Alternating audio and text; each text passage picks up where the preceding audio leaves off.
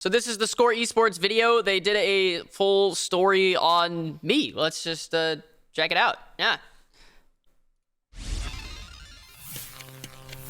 Sometimes you have to get a little creative to stand out on Twitch. Whether it's the way you dress, the way you act, or by adding a bit of extra production to your stream.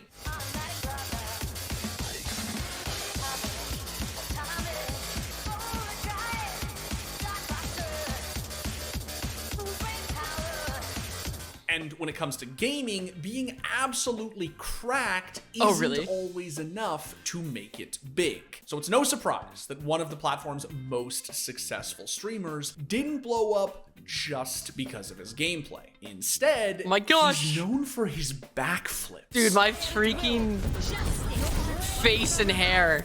Let's go! This was 6 years ago. Valorant's most active content creator, Joseph Keeoh Winkler. He built an entire brand by bouncing around on stream, all while fragging out in every game he plays. The college dorm room backflips, baby. Pick me up. Let's go. Keeoh is Valorant's supreme speedrunner, who, after years of competing in various titles, has cemented himself as one of the most athletic entertainers you'll ever see on Twitch. But how did he go from streaming Overwatch to just a handful of viewers to building the world's first trampoline streaming studio?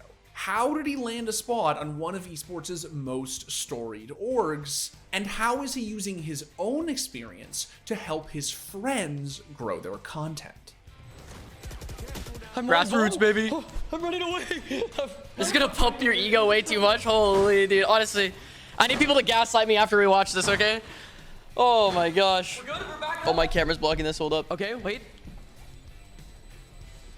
Wait, they didn't stick it.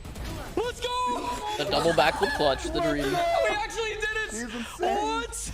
I need to do another one of those. All right, so before he became the king of backflips on Twitch, where exactly did this 24-year-old Valorant speedrunner get his start? Well, Keeoh was born and raised in Orange County, California, where he was homeschooled up until high school. OC, baby! Growing up, his brother introduced him to video games, and they competed against each other in games like Smash Bros.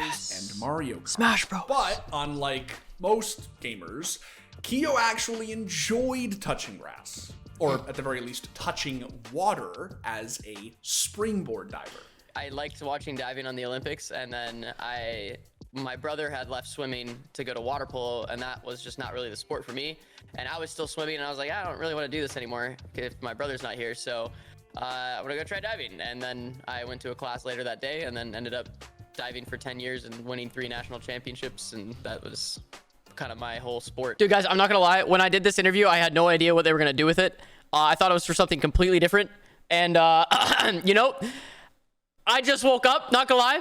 Didn't even have the camera ready, so I had to plug in a camera and everything. And then I just sound like I just woke up. So for the entire video, so you're welcome for that. There you go, a little insight. Near the end of his diving career, Keeoh got into Overwatch, thanks again to his brother. But because of his potato PC, he only played projectile-based DPS heroes like Pharah and Hanzo because their attacks required more time to travel. Keeoh enjoyed Overwatch so much that he set a goal for himself. If he could hit GM on his crappy PC, he would fork up the cash to buy a new one so that he could stream. And so it took me a year of like really grinding and getting better and stuff, but I finally hit Grandmaster, put a bunch of money into a streaming PC, and then started streaming from there. Now, since Keeoh was only streaming to a handful of people when he first started out on Twitch, he wanted to think of a way to make his content stand out. He knew that being good at Overwatch wasn't going to be enough to bring new eyes to his stream. There were already plenty of big names in This is not my scene, gameplay. Who was playing Pharah? What he came up with was awful. Let's say, unique. Being at 3 to 10 viewers, I was like, hey, how do I set myself apart from all these other streamers, you know? I mean, I can get a webcam, I can put cool graphics on, but at the end of the day, I'm no different than everybody else playing Overwatch in the same category as me. So, I was one of the highest ranks in the game. That was already like a really cool thing that I could, you know, pitch to people basically. But I thought, okay, if somebody scrolls down all the way in the Twitch directory, what can I do to make them click on my stream versus everyone else around me right now? And so what I did for the first 2,000 followers on Twitch is I did a backflip for every single follow that I got. And I would put that directly in my title so that if somebody did scroll down, they'd be like, one follow equals one backflip. But I don't believe it. They click on it, they follow me. I actually do a backflip. They're like, holy crap. Let's go! Let's go! So yes, Keeoh did a backflip for each and every follow for his first 2,000 followers. Man, dude, I'm so spoiled now. I do a backflip after every like win, man.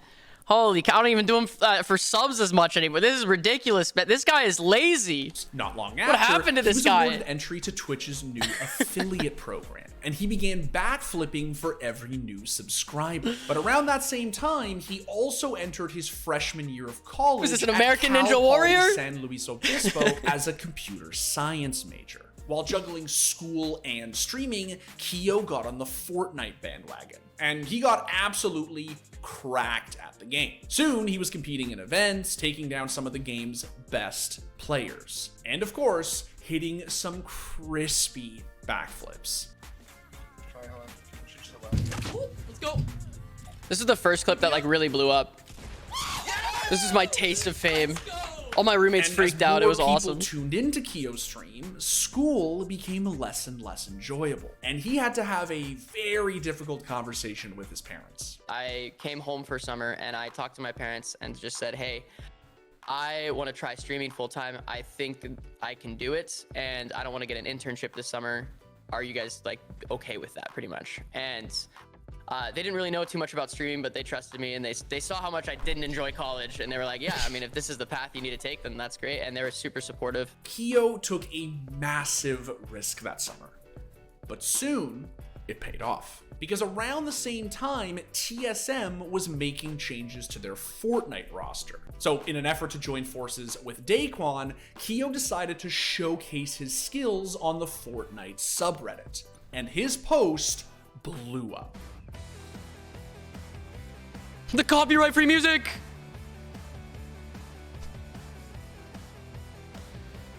Oh, you know what's crazy about this? I actually remember when I posted this and where I was. Because what happened is I stayed up until like 5 a.m. editing this video, and then I uploaded it the next morning, and I went to the beach to go like skimboarding with my friends. And then what happened is I checked my phone. I posted it while I was at the beach, and I put my phone down, like went into the water and stuff and just hung out. Checked my phone an hour later. The video already had like 3,000 upvotes, and I was like, holy crap.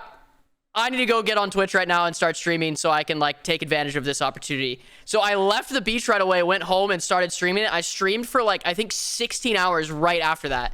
And obviously upvotes on Reddit is like not equal to views. So 2,000 upvotes is the same as like probably 50 to 100K views. So to having that like as a small streamer was such an insane thing. And then people actually, you know, the whole thing was just a montage of me. So people actually wanted to go check out my stream. So that stream, I went from having like 3 to 10 viewers to 500 to 700 the entire stream. It was ridiculous. And obviously like it kind of fell back down, but like after that post, I don't think my viewership ever dropped below like 30 to 50 viewers, which is insane. Like the fact that that can happen off of one post is nuts. That video put Keeoh on the Fortnite map, and as more and more people discovered his very public TSM audition, a completely different organization came knocking. I got approached by Cloud9 after submitting this pretty public like debut of, hey, this is all my skill, I got this out here. And so Cloud9 reached out to me and said, hey, do you want to be the fourth for our roster? And I actually hit them back up and said, no, I would rather be a content creator, but I'll totally compete for you guys at the same time. As a member of Cloud9, Keeoh's stream continued One shot. to grow, and he was doing pretty well competing in various events alongside his teammates. He even managed to take home $15,000 at TwitchCon 2019. But as time went on, and Fortnite morphed into a completely different game, Keeoh, like many others, grew frustrated with all the changes. So he gave other games like Apex and even CSGO a try. Eventually, he landed on Twitch's latest craze, Valorant. He became the platform's resident killjoy main before launching a series that pushed his content out to an even larger audience on YouTube. He decided to become a Valorant speedrunner. With the release of Sky, I was thinking, okay, I have a really good opportunity to like look at this agent and try to come up with a content series around this agent. Since I have like a couple days in advance to think about it, I just spent some time like researching other people's content and then looking at other things and just decided, okay, I'm gonna try this guy's speedrun. And if you're wondering how in the hell someone speedruns Valorant, well, Keeoh decided that in order to play each new agent on his main Radiant ranked account, he would first have to hit Immortal rank with them on a fresh account. Keeoh's agent speedruns allowed him to crack Valorant's YouTube algorithm and even share some of his newfound knowledge with his fellow creators. Between helping his friends learn the ins and outs of streaming, Keeoh continued putting out speedruns each time a new agent came out. Eventually, Keeoh grew too big to do backflips for every sub, because honestly, there were just so many of them that it probably would have killed him. Instead, he started doing one backflip for every competitive match he won, or sometimes for every kill he got. But throughout all of the backflips, streams, and speedruns, Keeoh was secretly planning something behind the scenes. Last year, at the end of last year, I moved in with Grim and Chiro and revealed that I built the world's first trampoline streaming studio. And with that announcement, again, nobody knew I bought a house. Nobody knew Grim and Chiro were moving in. Nobody knew I put a trampoline in that house. So it was really fun to it was a bit stressful keeping that secret for almost a year. But I basically announced all of those things at once and then started a uncapped subathon and did it for 27 days. And yeah, I ended up amassing 20,000 subscribers across those 27 days. I got a dog as a result of that. I got a tattoo. I have a bunch of sub goals that I'm still actually finishing now. Yeah, I feel like it was very complete, and I'm really happy with how everything went. It was awesome. I'm Molly Bomb. Oh, I think I'm gonna do a video on like explaining that process of like buying the house, constructing this whole room and stuff, and all the stressful things we had to go through, because I haven't really talked about it too much. So okay, wait, they didn't stick it. let's go. Let's go! We actually did it. He's insane. What? Yeah, is it on? Is this thing on? oh, this was day one, dude. Look at the names, man. Look at Trampoline how back. empty this looks.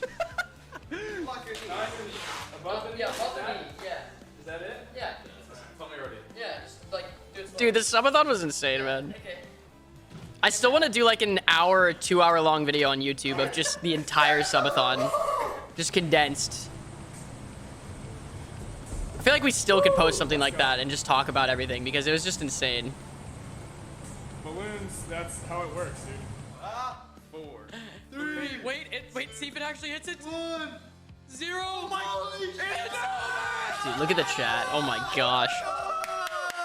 Keeoh's subathon put him up there with some pretty big names, as one of only 157 Twitch streamers to ever break 20,000 subscribers. And now that he's built such a strong foundation, Keeoh wants to focus on putting out the best content imaginable, no matter where his fans are watching him. Keeoh is even set to appear on American Ninja Warrior sometime next year. He's come a long way, from backflipping for follows in his bedroom to buying his first house and even building an entire studio to keep his dream alive. And with more Valorant agents on the way, we'll likely see a lot more of him. It's time to kind of learn a new skill set and then be able to produce the content on Twitch so that when people do show up to a stream, it's going to be like a really awesome stream for everybody. So, you know, consistently growing the YouTube, try to get up to the 500,000 and the 1 million subscriber mark is kind of the next big goal.